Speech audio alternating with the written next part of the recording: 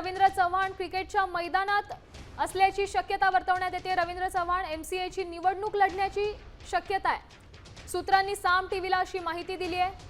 भाजपचे प्रदेशाध्यक्ष रवींद्र चव्हाण आता क्रिकेटच्या मैदानात दिसतील। रवींद्र चव्हाण एमसीएची निवडणूक लढण्याची देखील शक्यता वर्तवण्यात येते अशी माहिती सूत्रांनी साम टीव्हीला दिली आहे। मुंबई क्रिकेट असोसिएशनच्या राजकारणात आता भाजपचे प्रदेशाध्यक्ष रवींद्र चव्हाण यांची एंट्री झाली आहे। रवींद्र चव्हाण एमसीए कार्यकारिणीची निवडणूक लढणार अशी माहिती सूत्रांकडून मिळते। नोव्हेंबर महिन्यात एमसीए कार्यकारिणीची निवडणूक प्रस्तावित आहे, त्यामुळे रवींद्र चव्हाण आता क्रिकेटच्या राजकारणातही फटकेबाजी करताना पाहायला मिळणार आहेत। नुकताच चव्हाणांचा दिल्ली दौरा देखील पार पडला। या दौऱ्यात त्यांनी पंतप्रधान नरेंद्र मोदी, गृहमंत्री अमित शहा यांची भेट घेतली होती। त्यानंतर आता चव्हाणांची एंट्री एमसीए कार्यकारिणीत होणार असल्याची चर्चा आहे। त्यामुळे रवींद्र चव्हाण नोव्हेंबर महिन्यात होऊ घातलेली एमसीएची निवडणूक लढवणार का हेच पाहणं महत्त्वाचं आहे।